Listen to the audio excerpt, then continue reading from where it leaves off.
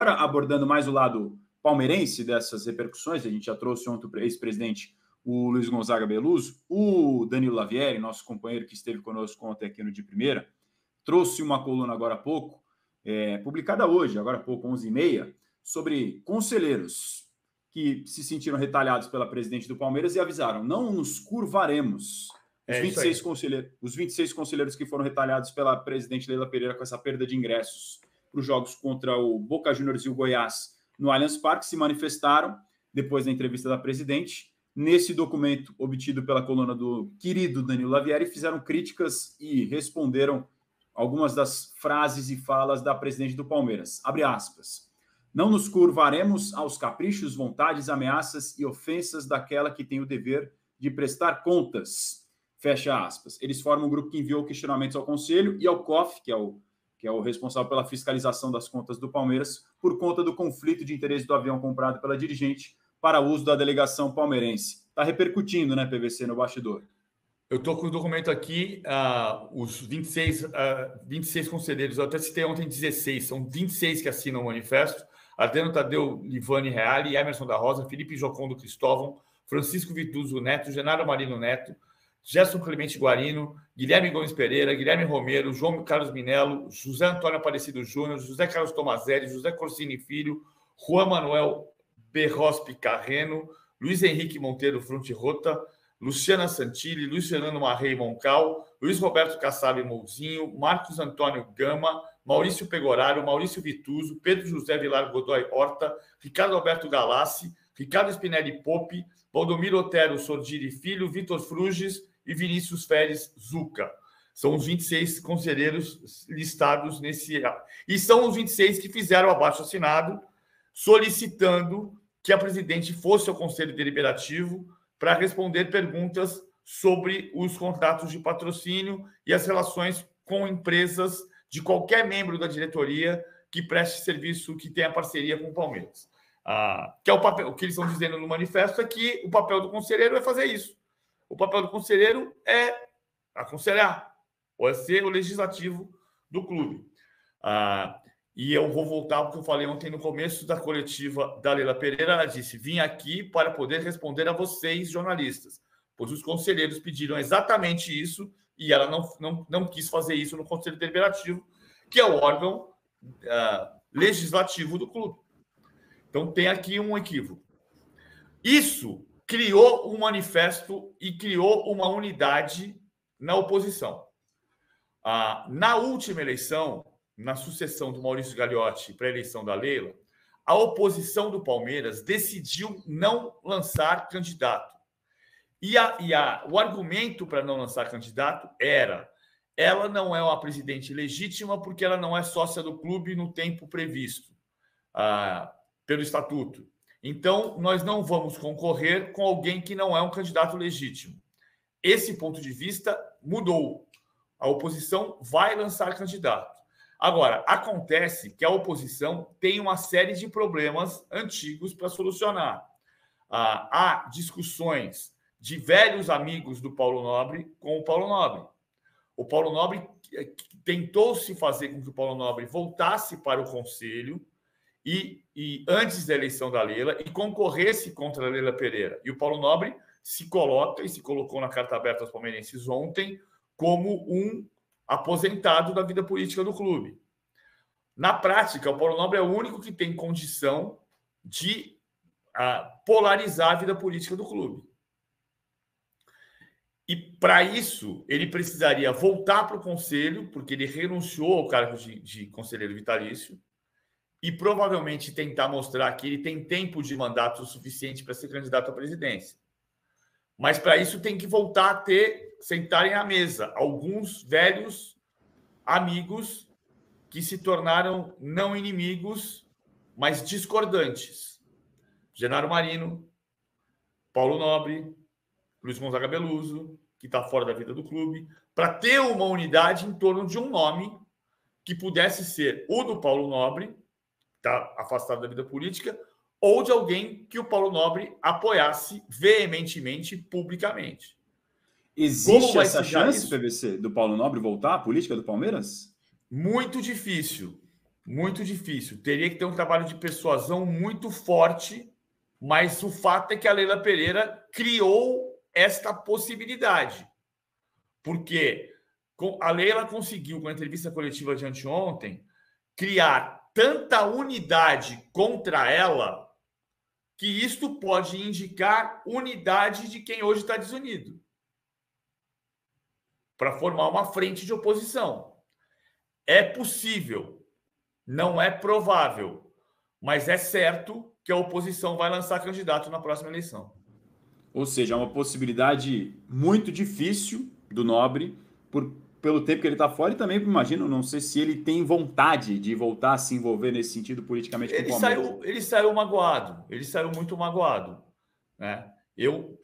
Particularmente, eu acho que ele cometeu um erro político ao jogar no colo do Maurício Gagliotti no último dia do mandato do Paulo Nobre. Ele jogou o problema da Leila no colo do Maurício Gagliotti e disse: você escolhe, ela não pode ser, ela não é sócia do clube desde 96, então ela não pode ser candidata ao Conselho Deliberativo. E o Paulo Nobre jogou o problema para o Maurício Gagliotti resolver no primeiro dia. E o Maurício Gagliotti ficou com uma batata quente na mão, que era: eu fico com o meu velho amigo ou eu fico com o dinheiro da Crefisa. O Maurício Gagliotti tentou fazer uma solução salomônica e disse: não tenho nada a ver com isso, jogou a batata quente para o Conselho Deliberativo. E aí o Conselho Deliberativo avalizou a entrada da Leila como possível candidata. Ou seja, avalizou que ela era sócia desde 96, embora todo mundo saiba que não era, né? Quem avalizou isso também foi o Mustafa Contursi, que depois brigou com a Leila, ou a Leila brigou com o Mustafa. Então, é incrível, isso que o Rodrigo Matos falou agora há pouco é muito importante. Na semana passada, quando o Palmeiras caiu contra o Boca Juniors, a impressão, Razan, era de que a derrota criava uma turbulência, mas o Palmeiras entraria em paz no ano que vem, porque o velho adversário do Palmeiras, que era o próprio Palmeiras, não existiria, porque a eleição estava tão fácil para a Leila ganhar. E uma semana depois, a Leila criou um cenário eleitoral que era difícil de se imaginar. Continua sendo difícil imaginar a Leila perder a eleição do ano que vem, porque ela tem muitos apoiadores e bajuladores no Conselho. A Leila fez uma campanha para o Conselho Deliberativo em 2016, que era inacreditavelmente, ela tinha um comitê de campanha na Rua Palestra Itália, que parecia um comitê de campanha para o Senado, e era candidata ao Conselho Deliberativo do clube. Então, a partir dali, se criou uma quantidade de gente que bajula e que apoia, que é muito grande. Ela dificilmente vai perder a eleição, mas a oposição vai se colocar. A oposição vai marcar territórios e dizer que nós estamos aqui, este clube é a Sociedade Esportiva Palmeiras, é um clube centenário e o clube precisa do seu dinheiro, mas o clube não depende dele, porque o clube é uma instituição centenária. E é isso que vai se dizer. E a partir daqui vai ter articulação política para que exista um candidato no ano que vem. Para quem não viu, o ex-presidente Paulo Nobre divulgou uma dura carta, extensa carta depois da entrevista coletiva da presidente do Palmeiras. Eu não vou ler aqui porque é muito grande. Você pode ler no All Sport com todos os detalhes. Mas você tocou num ponto, PVC, que eu tinha pensado até da gente abordar antes do programa, que eu não sei se a gente vai ter números para isso. Pode até, de repente, ser uma pauta para a semana que vem. Sobre essa dependência ou não do Palmeiras da Crefisa. Quantos por cento a Crefisa representa dentro de um orçamento de um Palmeiras que hoje está estruturado? Porque o que eu ouço dizer e que eu vejo, as principais receitas de um clube são televisão, patrocínio, sócio-torcedor, venda de jogador, bilheteria. Eu vejo o Palmeiras muito equilibrado nesses cinco pilares. Se você tira, entre aspas, o patrocinador, mas vai tirar o da Crefisa, não quer dizer que não vai ter nenhum patrocinador, e põe outro no lugar, o quanto isso representa no orçamento do Palmeiras, nesse bolo todo, nessa fatia, para dizer e chegar-se a uma conclusão, se depende ou não da Crefisa? 10%. 10%. A Crefisa paga 81 milhões de reais. A previsão de receita do Palmeiras para esse ano é entre 800 e 850. Se você chegar ao número mais baixo, que é 800 milhões de reais, o ano passado foi 856. 856 dá 9,5%. Mas se vocês pensarem em 800 ou 810, 81 milhões são 10%. Ou seja... Ou seja, você pode abrir mão desse dinheiro. Sim. Não é bom. Ninguém... Assim, só para não parecer que... o Palmeiras está sendo arrogante com sua presidente benemérita. A linha da benemerência e do autoritarismo sempre foi muito tênue no futebol brasileiro. Marcelo Teixeira botou dinheiro no Santos por 9 anos e quando perdeu a eleição e quis recuperar parte do investimento e não conseguia, tinha dificuldade, a Vila Belmiro foi penhorada. Então, a linha entre benemerência e autoritarismo é muito tênue. O que a oposição está dizendo é: não estamos cuspindo no prato que comemos. Não se trata disso. Queremos sua benemerência, mas sem autoritarismo.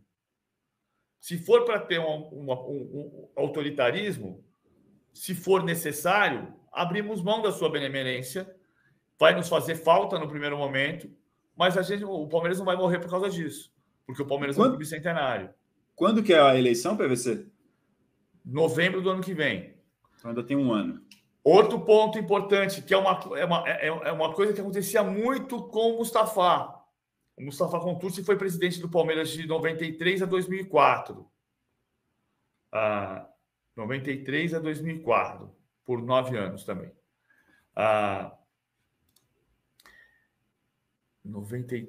Janeiro de 93 a janeiro de 2005. Janeiro de 93 a janeiro de 2005.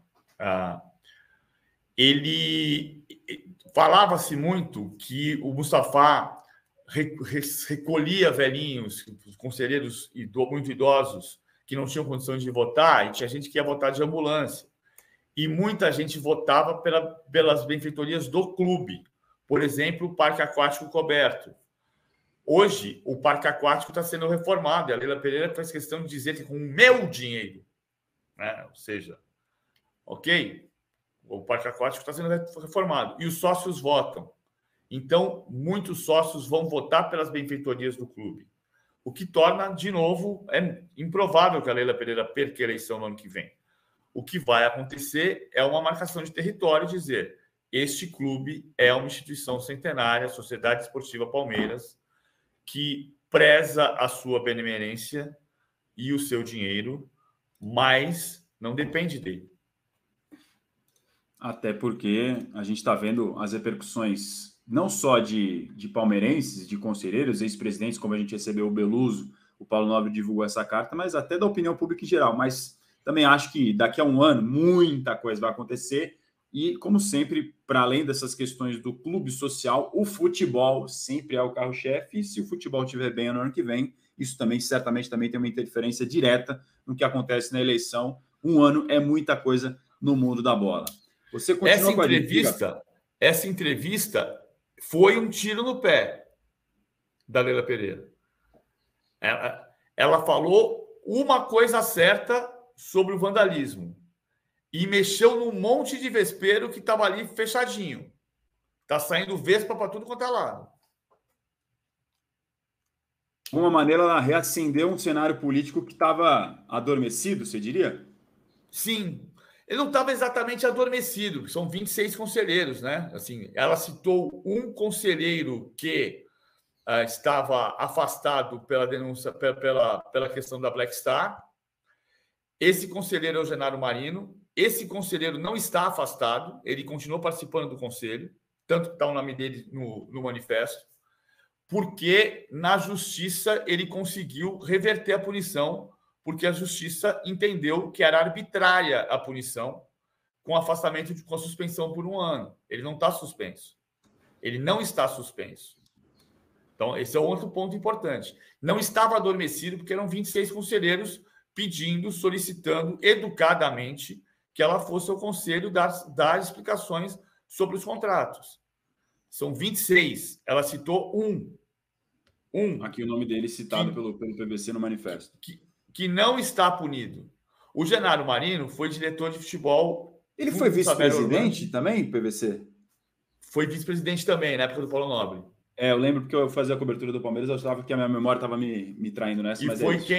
E foi quem levou, junto com o Paulo Nobre, a proposta da Black Star, que ele garante que não é uma empresa falsa, é uma empresa que existe, uma empresa. O Palmeiras podia, já disse ontem aqui,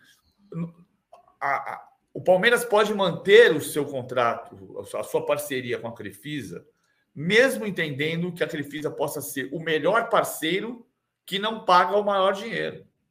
A parceria pode ser muito bem-vinda, independentemente de ser a maior parceria da história do futebol brasileiro ou de ser a terceira.